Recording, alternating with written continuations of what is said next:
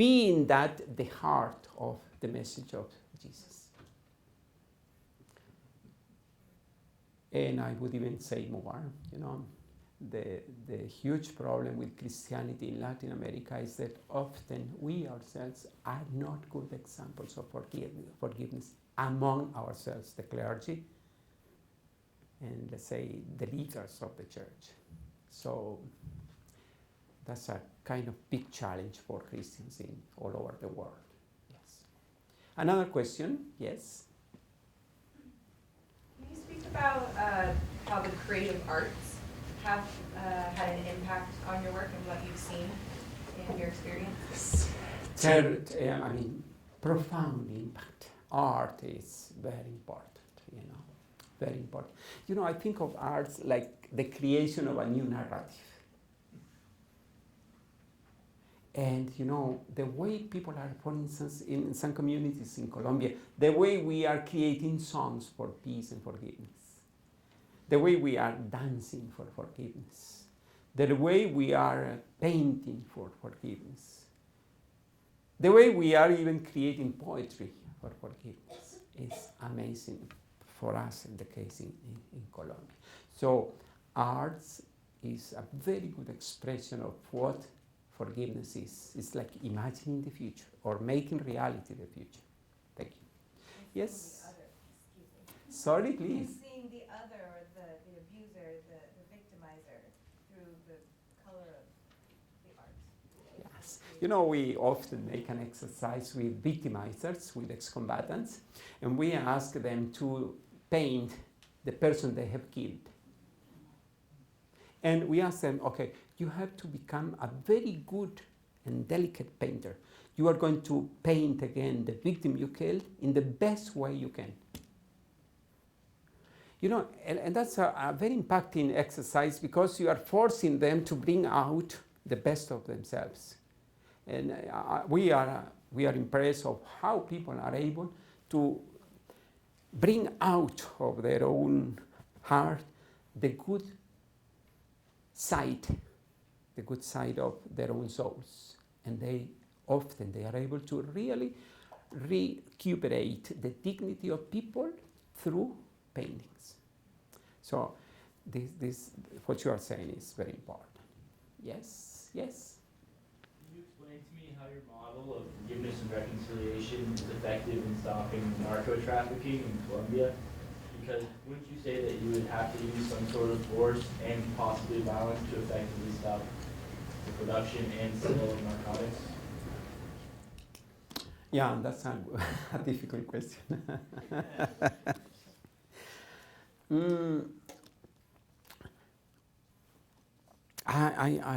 I certainly believe that drug trafficking is a kind of human perversion, yes.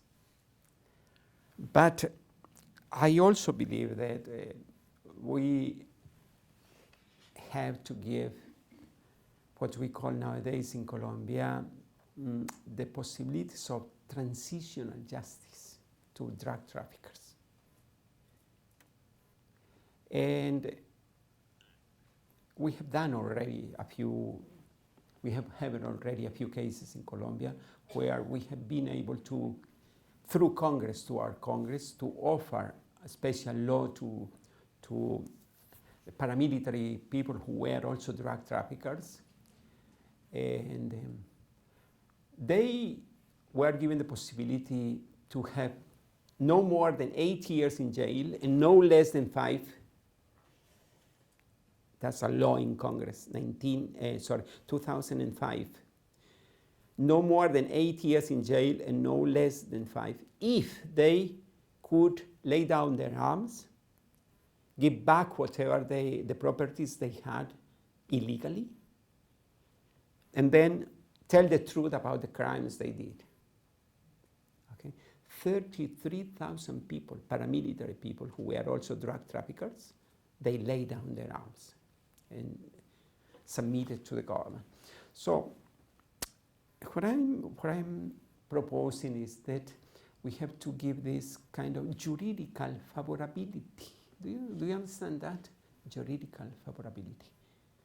To people who are sinners, but they can kind of convert and change. That's my feeling. Yes? The last question? Yes? Okay, there are two last questions. If you think about power and the way power corrupts, as we've known for a long, long time, how can you introduce to those who have power and have that power by keeping victims, by keeping people down, to subscribe to this kind of thinking? Yes. Thank you. You know, I understand that my proposal, or our proposal, is very kind of poetical, yes? But what I'm saying is that indeed, unless we change our mentality of grabbing or having more for a kind of new mentality for giving. You know, that's why forgiveness has to do with forgiving. If we are able to create in the world the capacity for giving out of whatever we have, instead of grabbing to power and to wealth, our society, our world will continue having wars and crimes. Whereas I think this kind of crazy ideas of Fetzer, like promoting love and forgiveness and generosity, I think they or we are very idealistic people, but I feel that this is the only way we have for a peaceful world. As I said, I lived for 11 years in the desert with nomadic people. You know, indeed, there, with, I would say, the most ancient people in the world. Just 20 kilometers from the place, the mission where I was, we had the remainings of Lucy, the famous archaeological findings 2.5 million years ago. You know, at that time already, and even nowadays, they celebrate what they call the Jubilee. Every 7 years, they celebrate a Jubilee in which they forgive all their debts and their offenses. And every 7 times 7, which is 50, they celebrate the huge Jubilee. And in those tribes, they've got the death penalty. But they never kill anybody, because every 7 years, or every 7 times 7, they forgive. They have never killed a person. In spite that they have declared somebody for death penalty, they recover the person every 7 years. And they even get back the land they sold or they hired to the original owners or the clans or the family. So what I'm saying is that indeed this seed of forgiveness and reconciliation, which means nothing else than the capacity to give, is already in our bodies, in our souls. Thank you. Yes? Okay, last question. Mine is, it's a bit of a comment. I apologize. Oh, thank you. in advance. I'm happy. It's building on Andrea's question before, and I really love the way in which you separate out forgiveness and reconciliation and recognize they're two separate processes. But there's a piece that I would love to hear you speak a little bit more on about the conditions of reconciliation, and you refer to it in the case that you just gave about the paramilitaries giving up, which is acknowledgement of wrongdoing, which you say is reconciliation requires truth, justice, reparations, and guarantee of no repetition. And I think somewhere buried in your conversation, particularly in the nature, given the context of Colombia and the polarized society, how does one reach or use your tools to reach the idea that those who were wrong, who were doing the wrongdoing, if you want to call it, perpetrator, whatever term you want to use, that they acknowledge their wrongdoing and reach some sort of common truth? Because only with that can we get, I think, can we get to reconciliation. Yes. You know, my experience in the last 15 years, but more, working with victimizers or perpetrators is that they will never acknowledge their crimes unless there is a kind of, how do you translate? Ambiente seguro. Safe environment. Safe environment. I mean, nobody will just say, I am a criminal.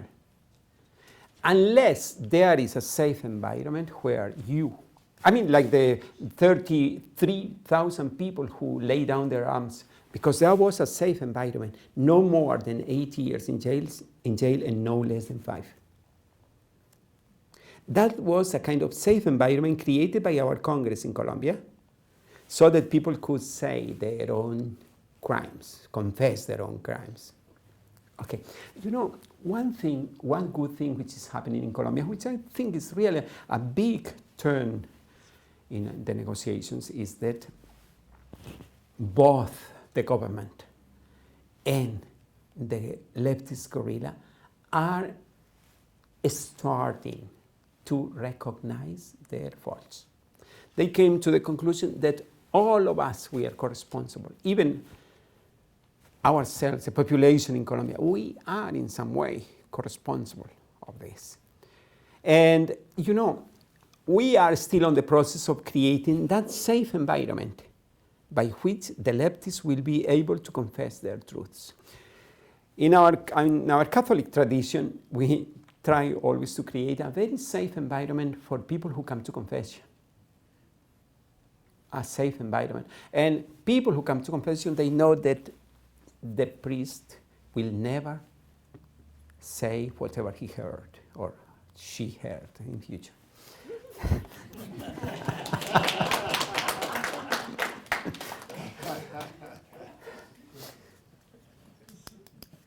By the way, you know, I feel that confession is, actually, our courses of forgiveness and reconciliation are powerful ways of confessing in a safe environment our own crimes. And, you know, it's so powerful when you put people in groups of 3. How they confess each other the crimes. Even sometimes those who are guiding the course, they will never know what is happening in the small groups of 3. But you know, you see them crying, you see them kind of sobbing, you see them really kind of very involved in whatever is happening there. And therefore, I think that indeed this safe environment will be the only possibility for the leftists, in the case of Colombia at this moment, to confess their crimes. Yeah. And I think the big challenge for Colombia at this moment is how are we going to create a law or a transitional law? I know here are some experts on transitional law, in order for them to recognize their crimes. Yes. Yes. 60 students, MBA students from Cornell University. They came to visit our office. But together with them, there was another person who was invited to speak to these boys and girls. And the guy was a Colombian businessman who bought the Subway franchise. And he's becoming a very successful businessman. He was telling the students that he was always thinking how to build up a very successful business. and which could be that kind of thing that could make business different. And therefore, he started promoting this franchise in Colombia. Now they have nearly 700 restaurants.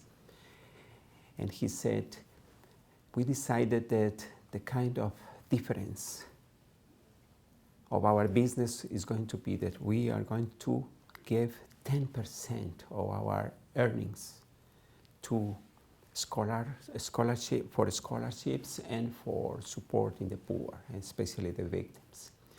And you know, the business went on so well that they, after 6 months, they decided to go up to 15%. And nowadays, they are giving 20% of their earnings to Colombia. And he was telling the students that the real secret of success of a good business is the capacity to give out to others. And the students were very impressed. After him, I came up with these presentations saying that the real secret of life is becoming a gift to others. So I'm very happy to be here in this university, which proclaims service as a very important pillar of education.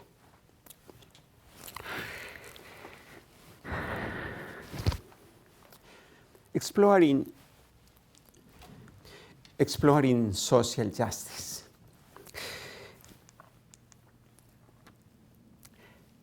Universal and lasting peace can be established only if it is based on social justice. Now, this is a statement which is common not only to the International Labor Association, but to many others. Without social justice, there is no lasting peace. In this reflection, I'm going to underline the concept that I have already mentioned, which is the deepest meaning of life is becoming a gift. I'm going to say and to try to explain that poverty generates violence, but violence generates still more poverty. And I'm going to insist that we have to work on both, not only in one of them. It's like walking, you need 2 legs, and you have to keep moving with the 2 of them, poverty and violence. I'm going to tell you that the revenge is the main cause of violence in Colombia, but I have been traveling extensively in other countries, and I can tell you that revenge is everywhere. I'm going to insist on some insights about successful experience to decrease revenge and therefore to reduce poverty and build sustainable peace. That's what I call the political culture of forgiveness and reconciliation. I was in Africa for 11 years, as somebody said. These pictures are not very nice because at that time I didn't have a very good camera. But there I was in the desert, in the south of Sudan, bounding with Kenya and Ethiopia, and I was working for with nomads.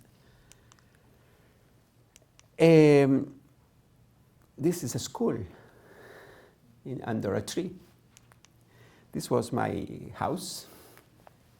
I keep moving with that poor house for nearly 11 years in the desert with my camels. This was a church. This is a cathedral I built. It's made of palm leaves and a few bags, those plastic bags of food which was sent from America. That's another small church I built. Anyway, but I was also, the last 11 years, I was in the midst of the leftist guerrilla. I was a very close friend of all of them. I'm already kind of pointing at some specific people who are women, okay? So you can see there one of the first women in the group. There are 2 of them. They were also among the bosses in the group. This is the big boss of the founder of the guerrilla, the FARC. He's called Sure Shot Tiro Fijo because apparently he was very good at shooting and killing people. And this is his wife. Actually, he had several of them, but that's one of them. It is saying up there, who can translate this for me in good English? Liberty is one with struggle. Okay. The Freedom Squadron. Okay, thank you. Many young people joined them, many. And actually, one of the biggest problems with the leftist guerrilla FARC is that they still have many underage combatants. This, how old do you think is this? She's 14 years old, yes. The gun is bigger than her. She's also 14 years old, 13, I think. They used music as a way of transmitting their values to people and convince them to join the leftist guerrilla. A lot of women among them, I think 45% of the leftists are women in Colombia. They have their own celebrations, their own rituals. And you can see also there are 2 women here. I was with them in the forest, very close to the big bosses there. Now, Colombia has got 60 years of conflict and violence. And the amazing thing is that we started with the leftist, then there was a reaction from the rightist. And then in the middle, the official army was also involved with both of them. And now in Colombia, fortunately, we, after 60 years of fighting, we have come to a table in Havana, Cuba, and fortunately, they are recognizing that there is co-responsibility in whatever they did, both from the right, from the left, and from the official government.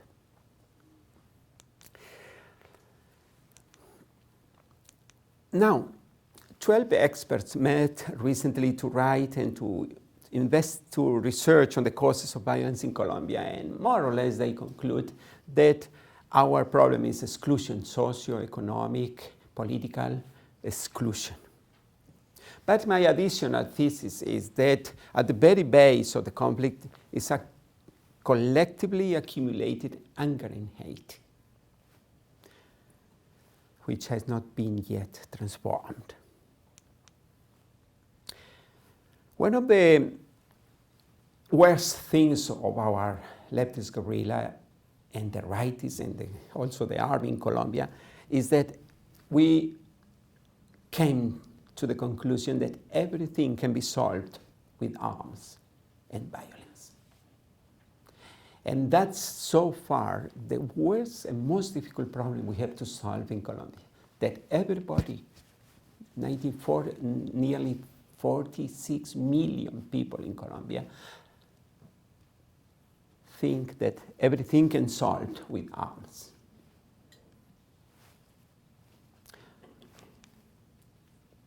And what is happening in Cuba is that now they are dialoguing. They are sitting down and they are negotiating. And we are understanding that arms are the failure of dialogue. While I'm saying this about Colombia, I invite you to think whether this applies also to USA or to other countries. Now, those who work on conflict, like Peter Coleman, who wrote a wonderful book just a year ago, 4 years ago, the 5%, there is the title there in case you want. He says that there are some intractable conflicts which have accumulation of negativity as an invisible dynamic which does not allow the conflict to be solved. If you think of, for instance, of Israel and Palestine, you think that this accumulation of negativity is working there very strongly. Until they do not solve this accumulation of negativity, they will not be able to have peace. I would say also here in the States, there is the black population has got an accumulation of negativity. That's my feeling. And also the indigenous groups here in America.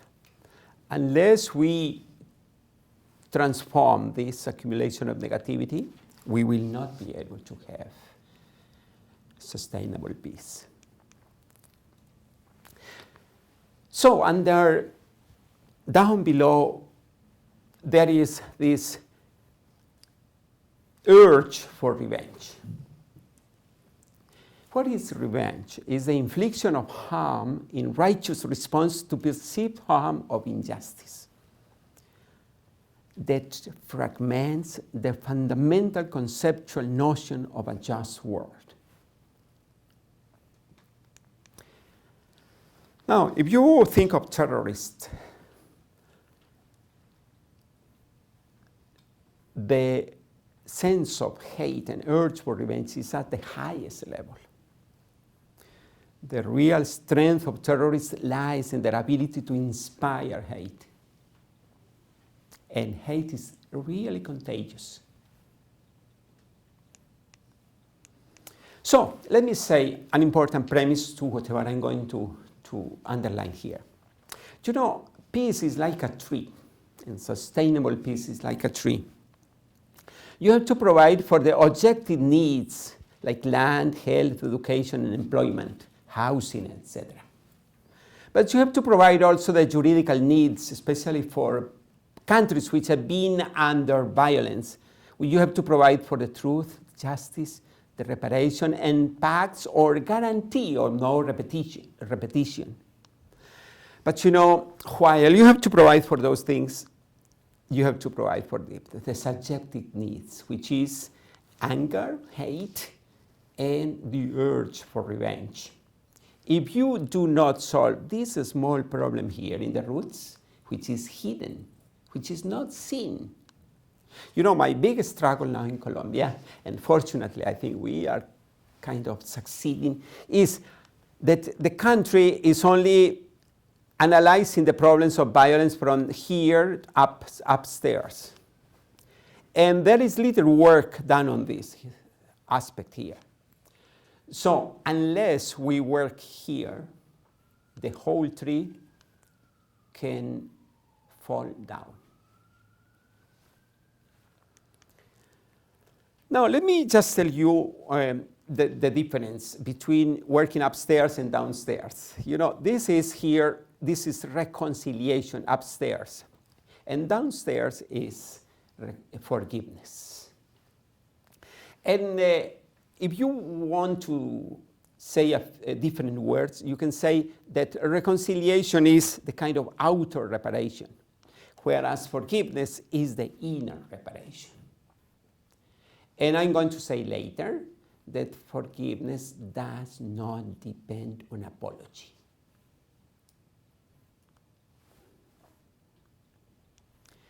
Now, let me tell you, let me show you this data about Colombia.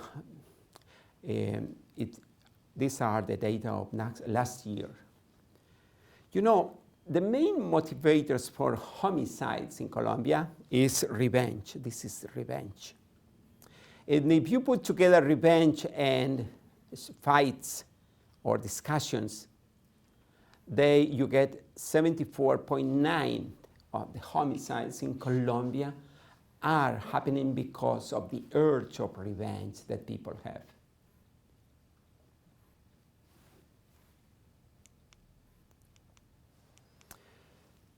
Now, we thought in Colombia that the best way to solve that problem is to increase our army. So we have the second most biggest army in Latin America after Brazil. We got nearly 500,000 people in our army, costing us a huge amount of money. I'll show you. It's nearly 10.5% of our GDP. But amazingly, you know, in the last 5 to 8 years, 53,000 ex-combatants have laid down their arms, and they are now working under the DDR, the disarmament and the reintegration program. We calculate that there are still 15 to 20,000 people still fighting.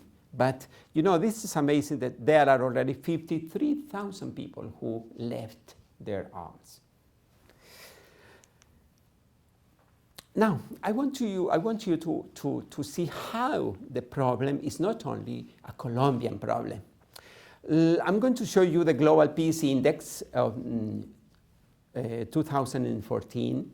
And out of 162 countries, this is the ranking.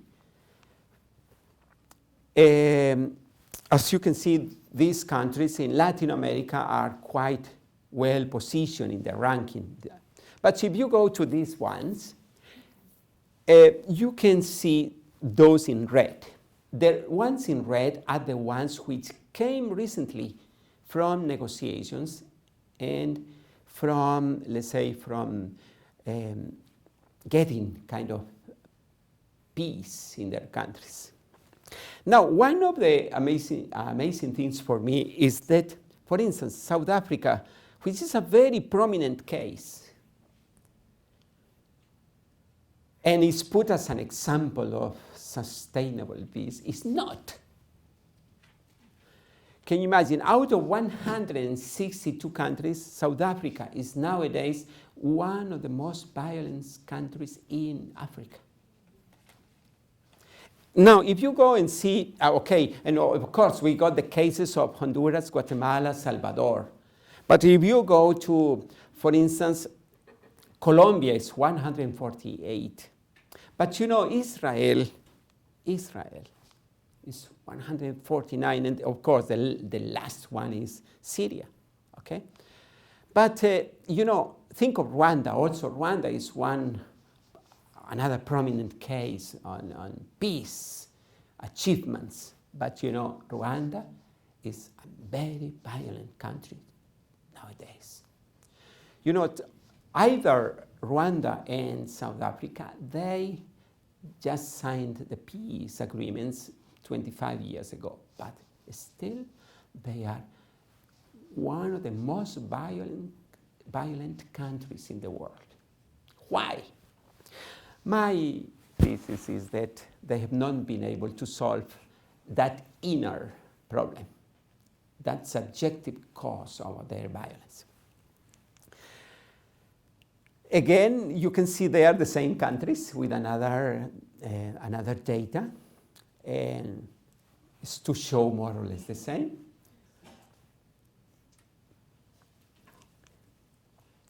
Now, the most violent cities in the world, out of 50,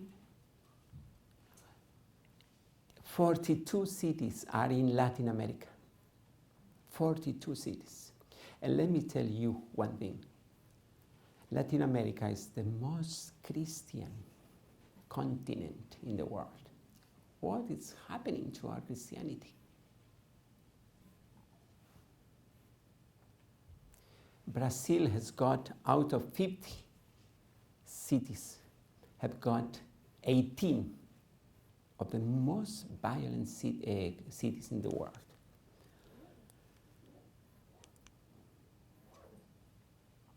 Colombia has got 5 of them.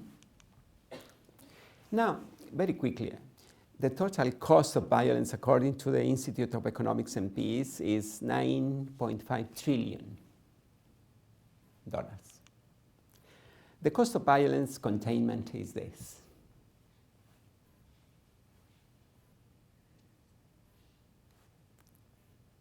North Korea is the worst.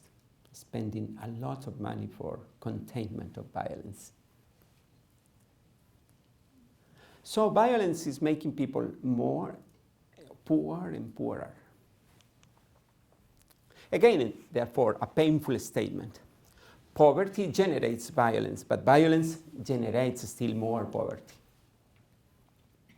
Now, there are a lot of studies about the link between poverty, violence and poverty. I do not want to extend myself a lot, but I just want to mention a few things. There is a link between fragility, conflict, and violence.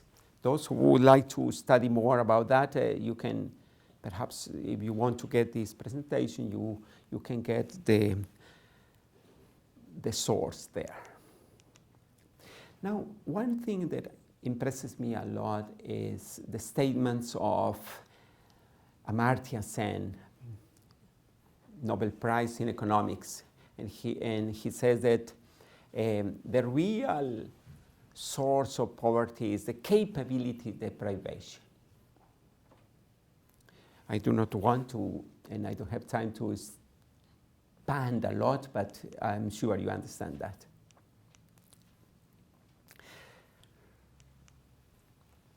I keep saying in Latin America that a poor person with anger is twice as poor or poorer. When you meet victims of something, they always say that they feel themselves curbed by a heavy load in their backs, and they only see the past behind, their past behind. It seems that they do not have any future. Now, what is sustainable peace?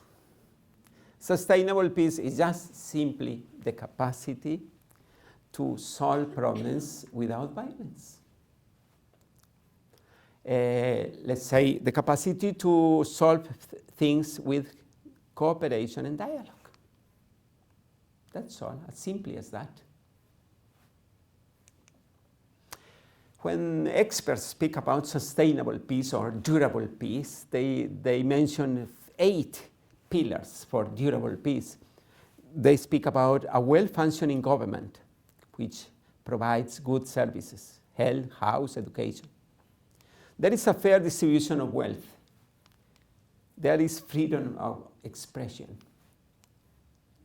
There are good relations among neighbors. There are high levels of social capital. There is respect for others' rights. There are low levels of corruption, and there is a good business environment. You know, at least these 3 of them, these 1, 2, and 3, they kind of point out at what I'm trying to say with the political culture of forgiveness and reconciliation. The good thing about this political culture is that it facilitates the individual motivation for personal reconstruction and a social holding environment for peace. That's why we have to speak about forgiveness, a culture of forgiveness and reconciliation. Now, what is forgiveness? Let me go and refer to an expert. This is Robert N. Wright. Robert N. Wright says that forgiveness is the willingness to abandon the right to resentment, the negative judgment, and the indifferent behavior.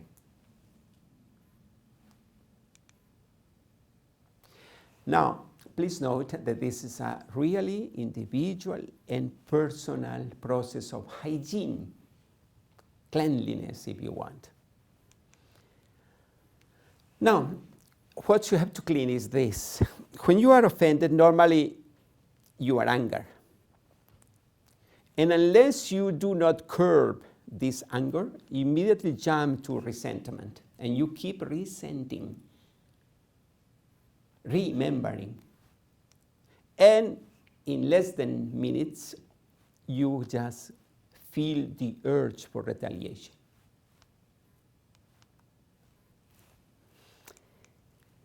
When a victim is hurt, when a person is hurt, there are 3 pillars of his or her life which are kind of broken.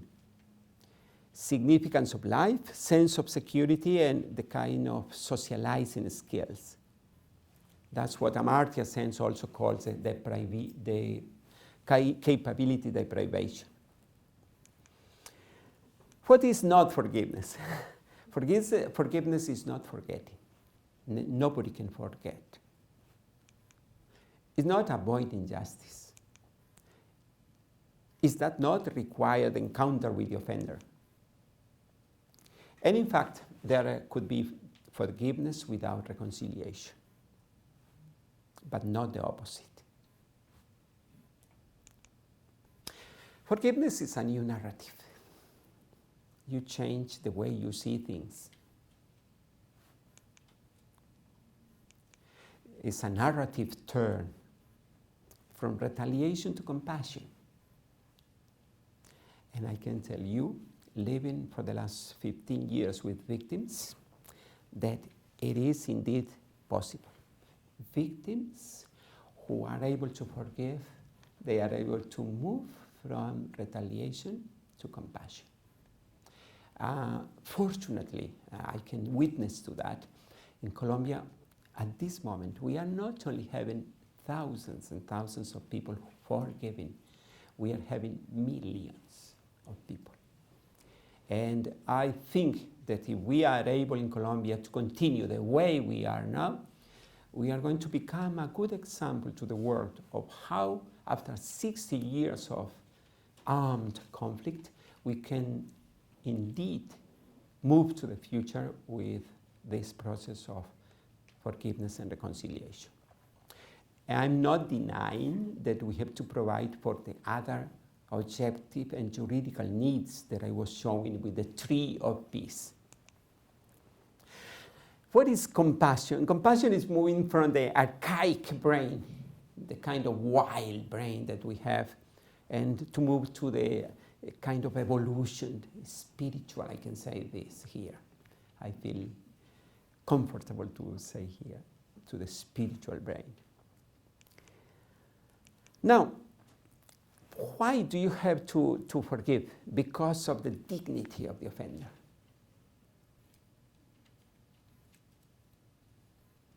Until we keep solving problems with arms, we will never get sustainable peace. And I'm saying this with a lot of respect for you.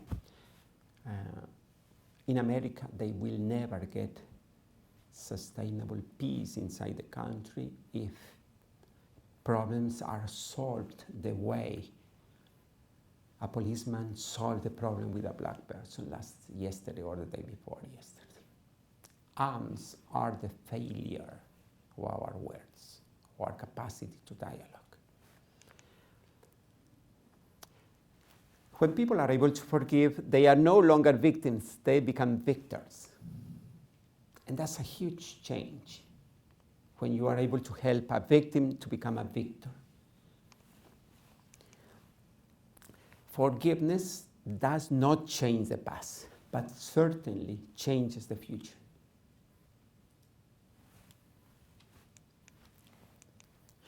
There are two myths that we have to overcome.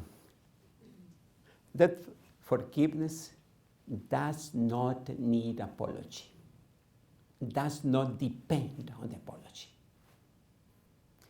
Otherwise, the inner reconstruction will be dependent on the offender's apology. Whereas forgiveness is a gift to myself. Forgiveness being a personal decision, it demands, nevertheless, the support or the mediation or the help of somebody else, a mediation support. People are not prone to forgiveness. We are not prone to forgiveness. We are very prone to revenge. And this is why we have to push people to forgiveness. I receive a lot of chocolates, and sometimes I'm lucky to receive some bottles of whiskey. Because, people come to say, gosh, I am so grateful that you helped me to forgive.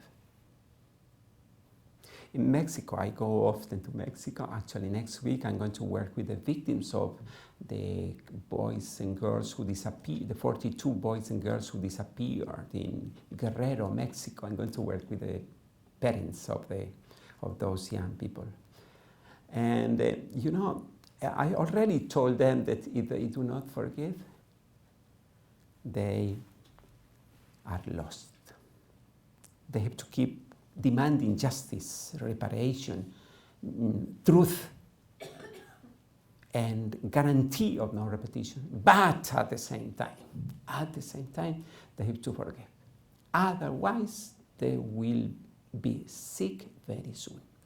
There is a good, there are a lot of studies, and here is somebody from Fetzer who knows very well what I'm going to say.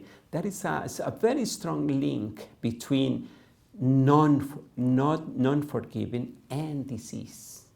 There are a lot of diseases, and there are a lot of very serious research showing that those who are not able to forgive, soon they get some disease. Small disease like gastric problems, or headache, or lack of attention, or heart problems, or very painful things like cancers.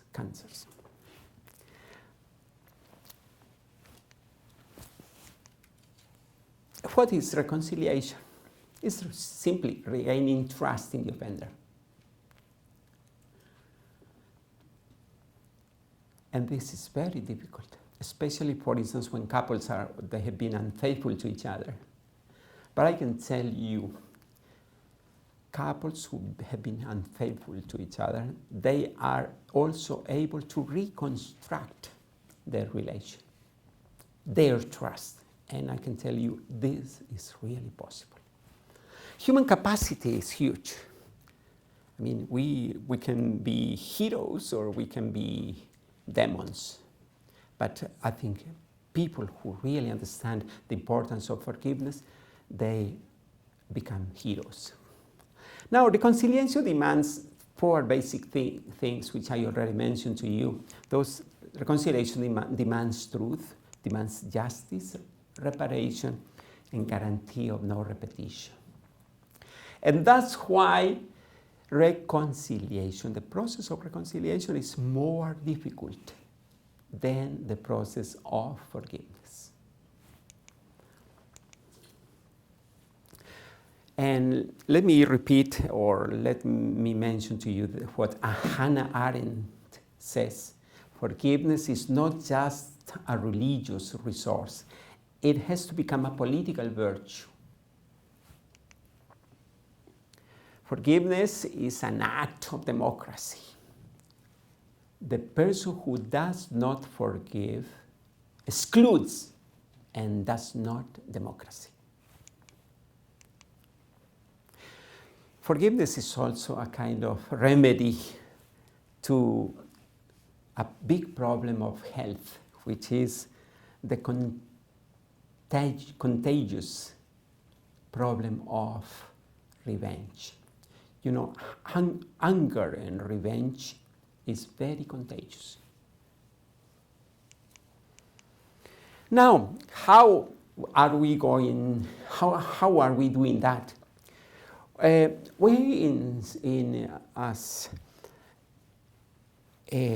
Michelle mentioned, we started 15 years ago in Colombia.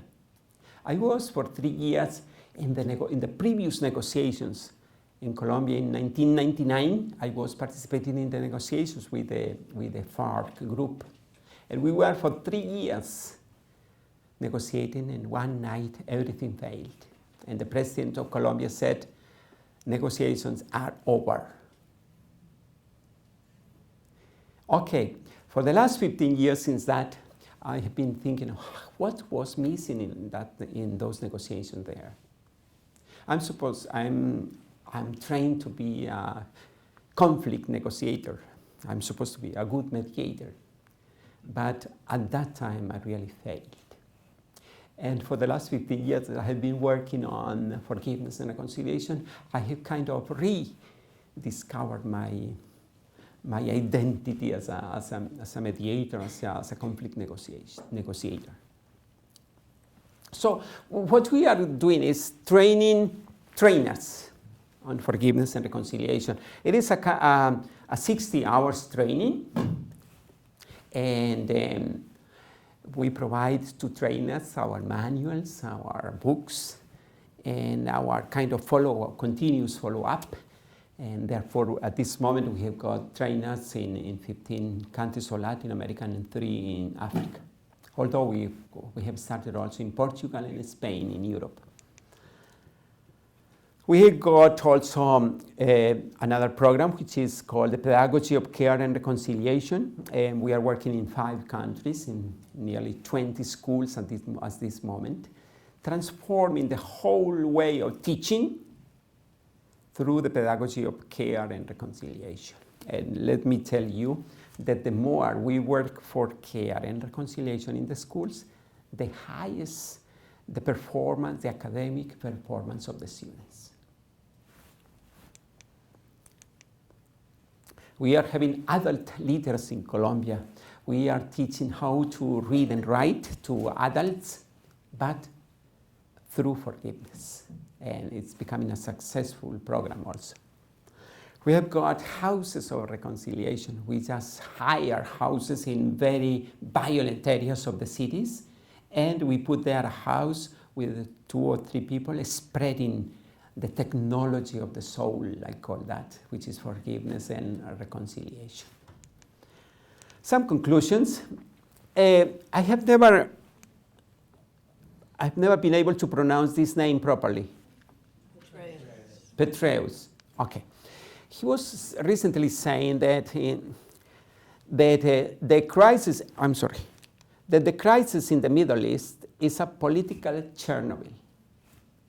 Until it is capped, it is going to continue to spew radioactive instability.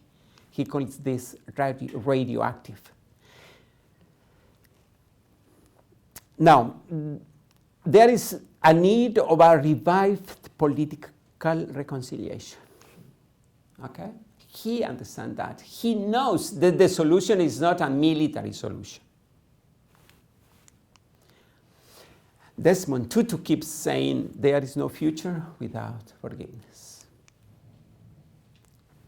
When you try to think of terrorists, they are the people with revenge at the highest level. In fact, that's their strength. The ability to inspire hate and their kind of murderous imagination. And let me tell you the thing which I like most is that, going through all these countries in Latin America, what I find is that women are leading the process. In Colombia, it is amazing to see how women are playing such an important role in this process of forgiveness and reconciliation.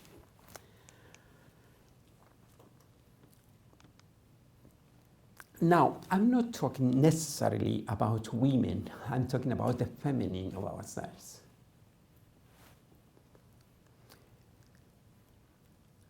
I'm talking about this. When a leftist gorilla, she's called Mariana, when I saw her last, this is the time I took this photo, she was able to lay down her arm and take a baby. That's the future of humanity. If we move from arms to tenderness, to kindness, to care, to future.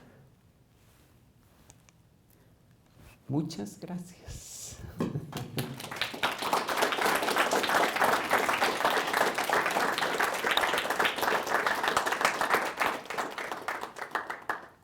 have lunch waiting for you, but I know you probably also have some questions for Father Leonel. So, let me have difficult questions. Yes? So my name is Anna, and I was wondering, how you can put this process of reconciliation on a national and an international level in terms of policy to make things change. Good question. You know, I was a very good friend of a person who was working here in the city some years ago. Actually, was a good friend of Liz Cheney. Liz Cheney is the daughter of Dick Cheney. And I was 2 or 3 times in their house here in Washington. And Dick took me to visit some of the big rooms. He has like these rooms here, 3 or 4 rooms with a lot of hunting trophies, yes. And he took me to see also a beautiful collection of arms, okay? And at that time, he was also the Secretary of Defense here in the States. And he took me to the Pentagon. And he took me to some places, kind of special secret places, where you can, they got a collection of these missiles, okay? In a huge court somewhere. It was more than 15 years ago. And, you know, I told Dick, because I could tell him, Dick, okay? He thought that I was Italian. He always cooked spaghetti for me.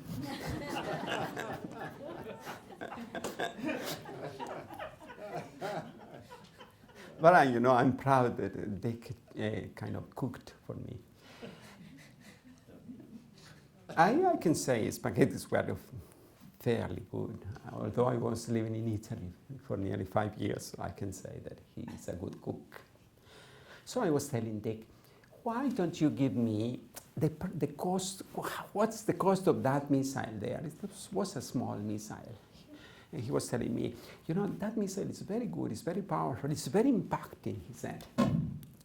And that missile is approximately $18 million. So I said, Dick, you know, if you could give me just the money of one of those which explodes and make a lot of destruction in 1 second, I could do a lot of work with $18 million. And I could help people a lot with a very impacting culture, which is forgiveness and conciliation. And he said, Leonel, you are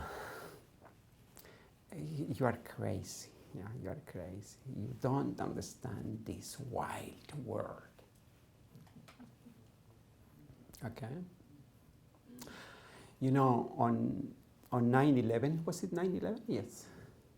I wrote to him, because we were already good friends, I wrote to him, I said, Dick, why don't you call a meeting of the United Nations and think what to do in this such tragic moment of 9/11? And he just wrote back a very, very quick mail saying, you are crazy, okay? Okay. 10 years ago, it was 2011, was it? Yes. 10 years after the, yeah. All of a sudden, you know, I got a message, a Christmas message saying, Leonel, perhaps you were right. And that's all. He said, Dick, perhaps you were right, Dick.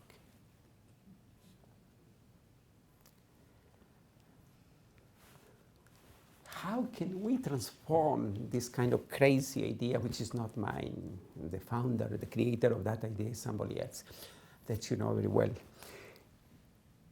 How to make this a public policy? Fortunately, nowadays, we are not using the word forgiveness and reconciliation because it's a kind of an easy word. But we are using healing the wounds of history. And I think that has to become a kind of public policy. I don't know how. The only thing I can tell you is that people are accepting and finding it very useful wherever we go.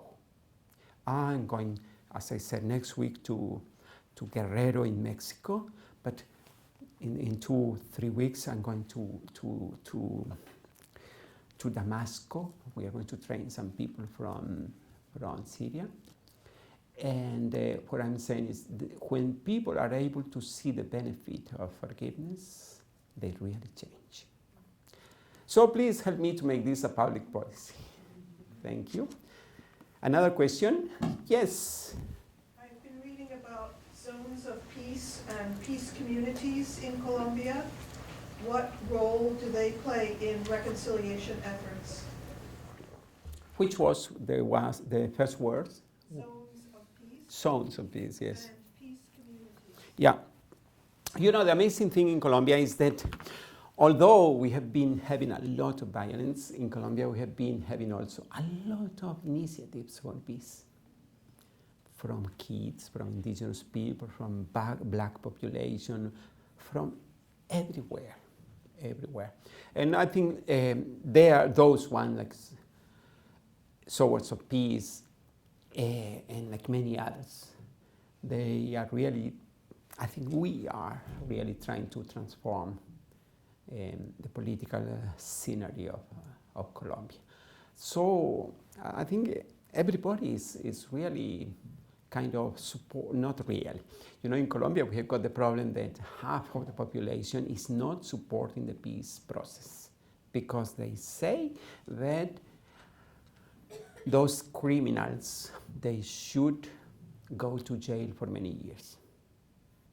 And the problem of justice, the way we understand justice as punitive justice and not as a restorative justice, is perhaps what is becoming a big problem at this moment in Colombia. So I'm saying we have a lot of support for peace, but there are also a lot of non-support for peace. Yes, you are saying. Thank you very much for your presentation. I wanted to thank you, as I said, for sharing with us your experience and wisdom. And I have a question. You referred to the anger of African Americans and Indian Americans.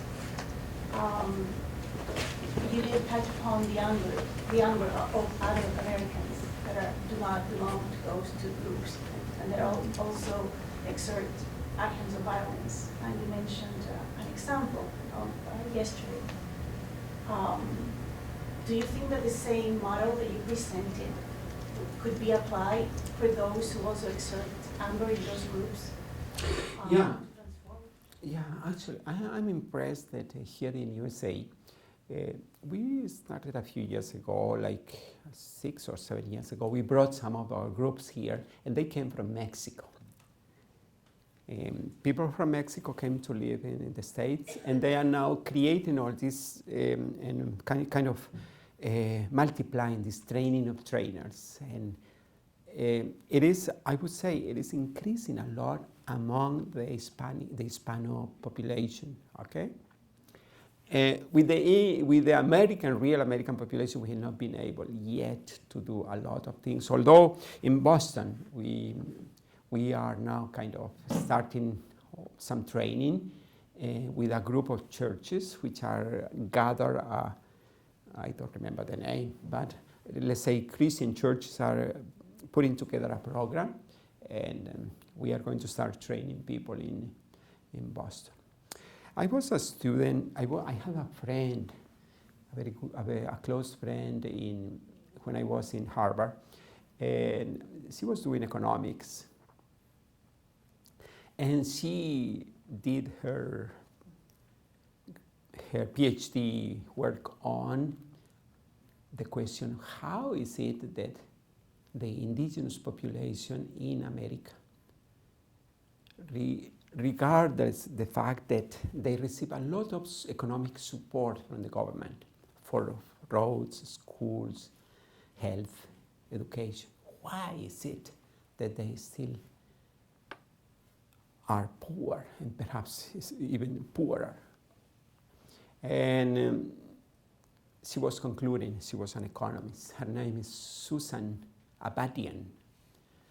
She was concluding that there is a lot of hate and anger in their lives. So I would say that here in America there is also a need of the political culture of forgiveness and reconciliation. Yes, another question? Yes? Muchas gracias. Thank you so much for coming today. I wanted to ask you, how do you kind of overcome the impact and influence of political polarization when addressing reconciliation and forgiveness? And how do you balance or come out as a leader and try to address to the public a balance between impunity and justice? Yeah. You know, as I said, forgiveness does not mean that you deny the process of justice. Justice goes on doing whatever justice has to do. And often people think that forgiveness means not taking care of justice. Justice has to be provided. Although we think that justice has to be not punitive justice, but restorative justice. So we are against jails or prisons. We are against death penalty. And therefore, the huge difficulty is how to help people to understand the difference between justice and forgiveness. Yeah. And I think that's a process of kind of conscientizing. Do you say conscientizing people?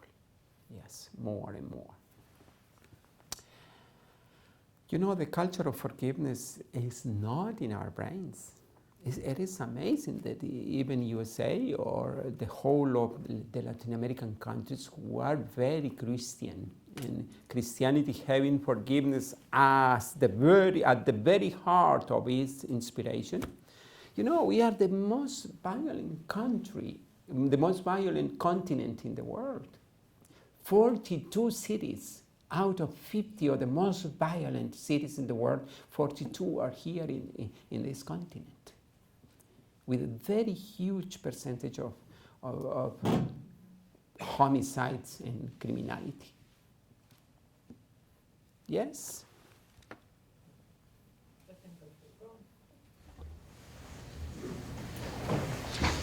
Muchas gracias.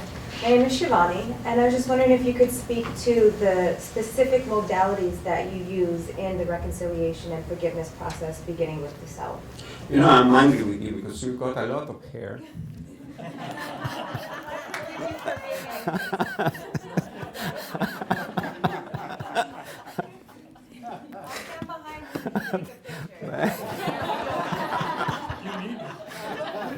Can you? Yes, of course. You know, this is a problem of unfair distribution.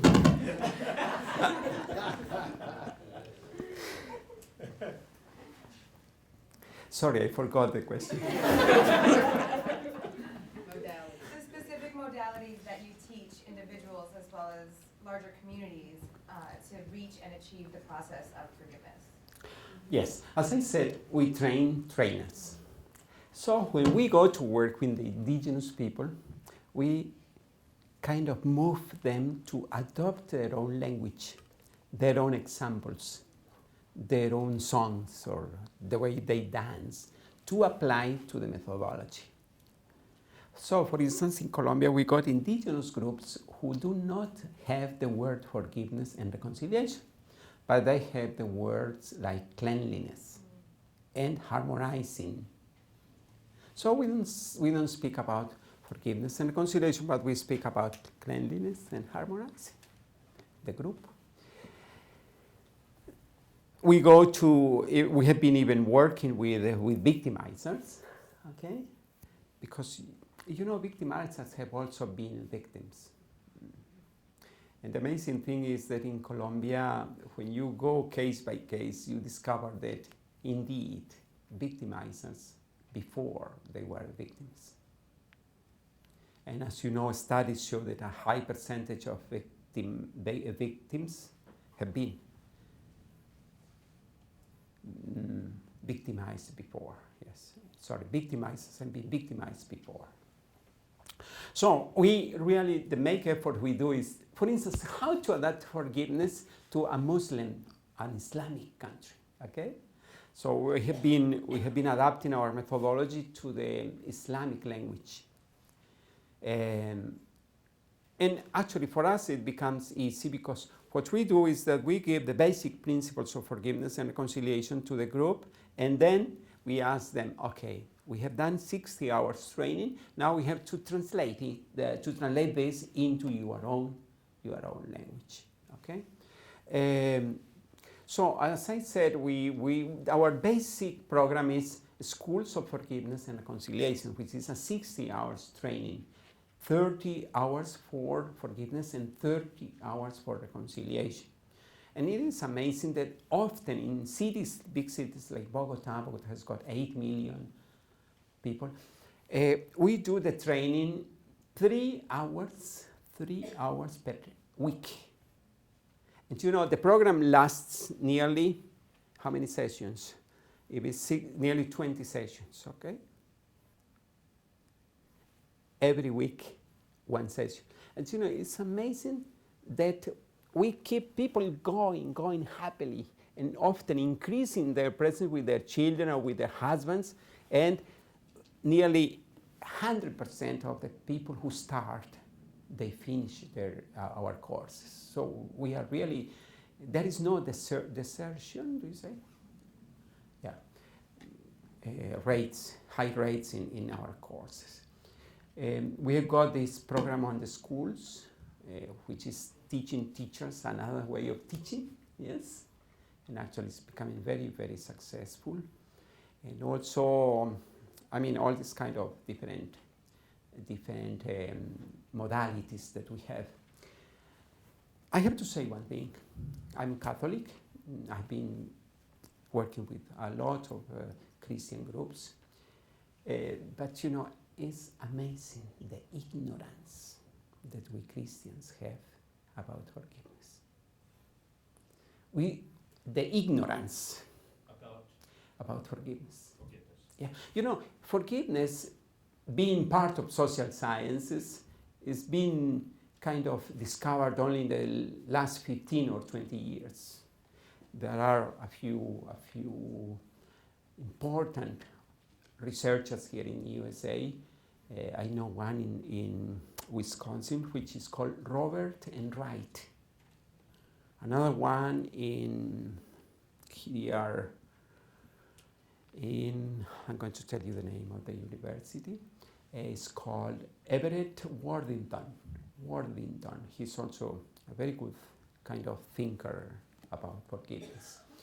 But you know, Christianity has got a huge problem with the ignorance of what forgiveness is, being that the heart of the message of Jesus.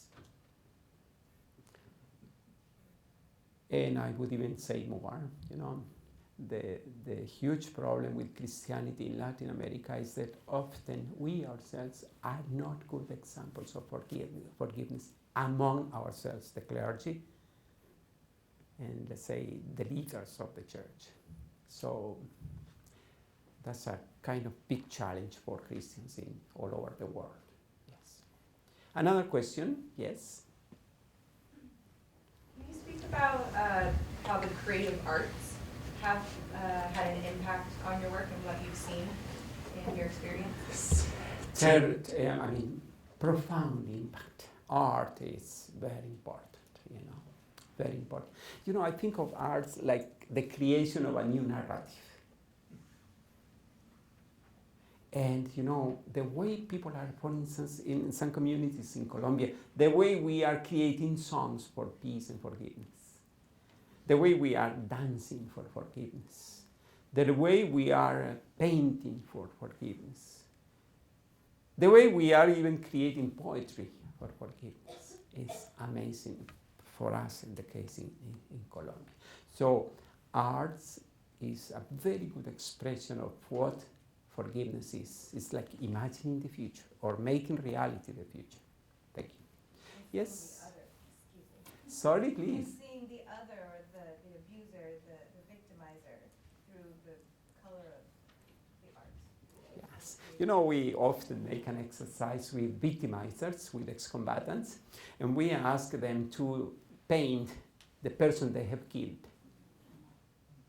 And we ask them, okay, you have to become a very good and delicate painter. You are going to paint again the victim you killed in the best way you can. You know, and that's a very impacting exercise because you are forcing them to bring out the best of themselves. And we are impressed of how people are able to bring out of their own heart the good side of their own souls.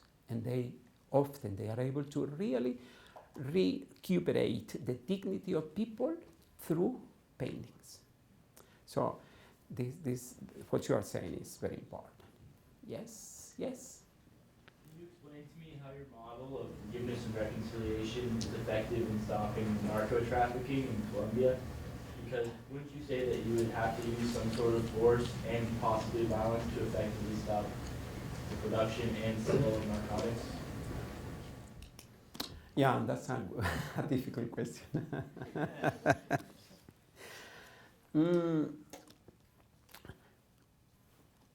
I certainly believe that drug trafficking is a kind of human perversion, yes. But I also believe that we have to give what we call nowadays in Colombia the possibilities of transitional justice to drug traffickers. And we have done already we have had already a few cases in Colombia where we have been able to, through Congress, to offer a special law to paramilitary people who were also drug traffickers. And they were given the possibility to have no more than 8 years in jail and no less than 5. That's a law in Congress, 2005. No more than 8 years in jail and no less than 5. If they could lay down their arms, give back whatever the properties they had illegally, and then tell the truth about the crimes they did. Okay? 33,000 people, paramilitary people who were also drug traffickers, they lay down their arms and submitted to the government. So what I'm proposing is that we have to give this kind of juridical favorability. Do you understand that? Juridical favorability to people who are sinners, but they can kind of convert and change. That's my feeling. Yes, the last question. Yes? Okay, there are 2 last questions.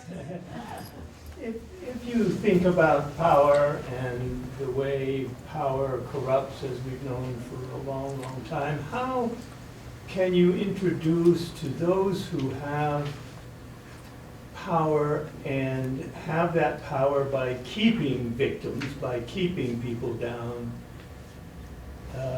to subscribe to this kind of thinking? Yes. Thank you.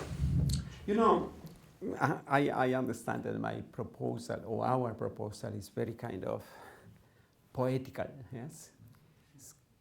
But what I'm saying is that indeed, unless we change our mentality of grabbing, of having more, for a kind of new mentality for giving. You know, that's why forgiveness has to do with forgiving. if we are able to create in the world the capacity for giving out of whatever we have, instead of grabbing to power and to wealth,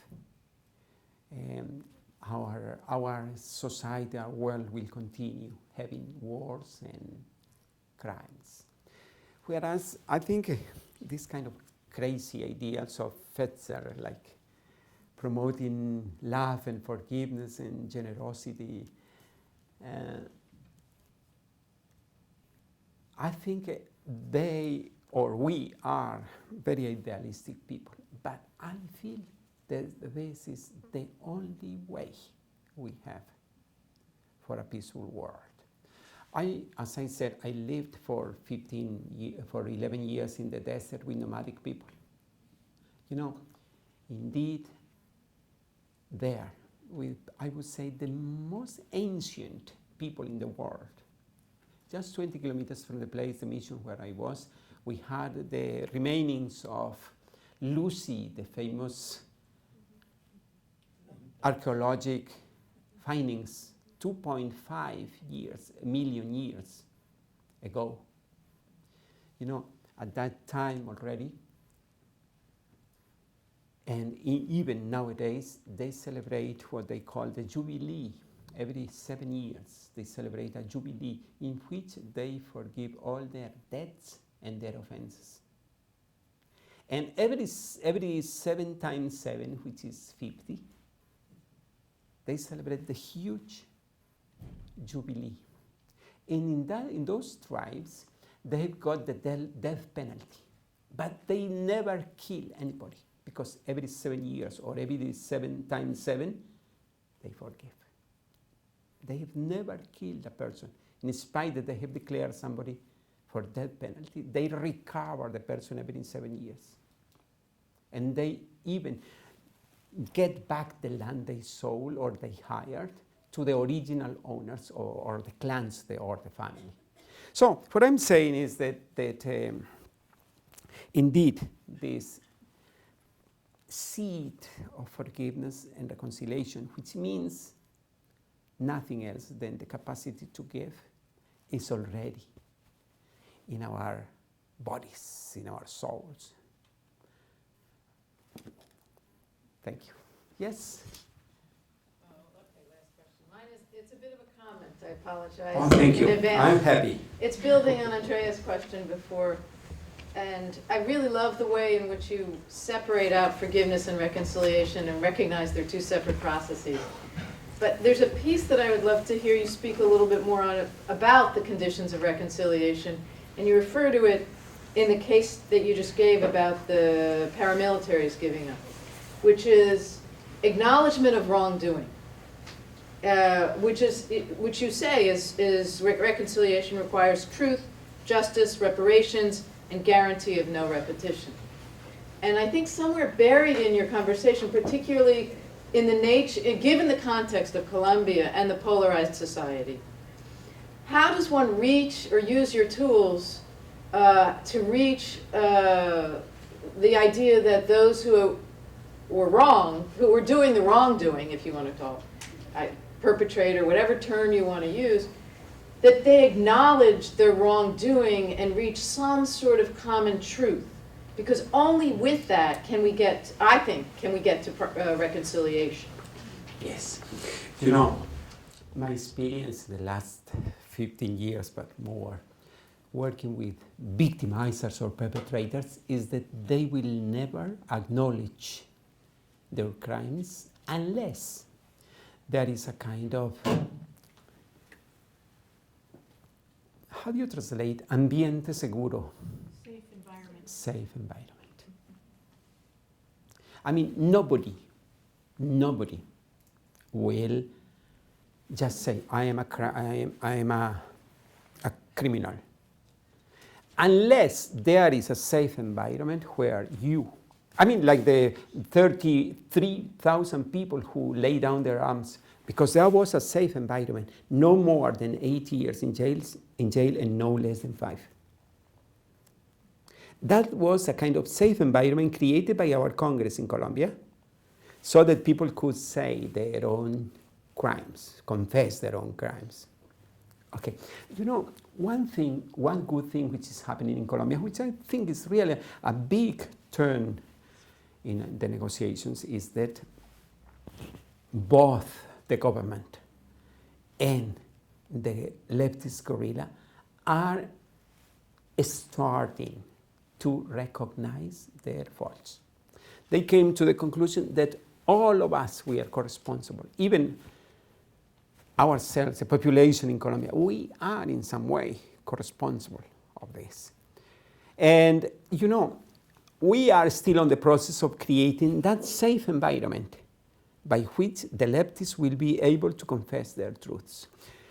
In our Catholic tradition, we try always to create a very safe environment for people who come to confession.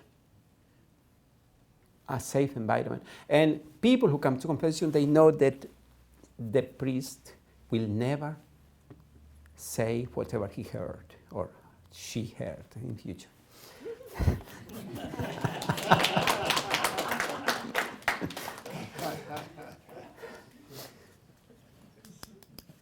By the way, I feel that confession is actually our courses of forgiveness and reconciliation are powerful ways of confessing in a safe environment our own crimes.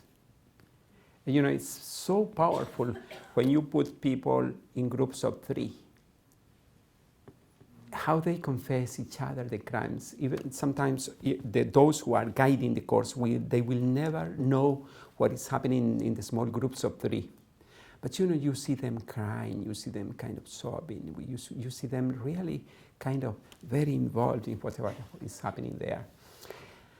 And therefore, I think that indeed this safe environment will be the only possibility for the leftists, in the case of Colombia at this moment, to confess their crimes. Yeah. And I think the big challenge for Colombia at this moment is how are we going to create a law or a transitional law? I know here are some experts on transitional law, in order for them to recognize their crimes. Yes. Yes.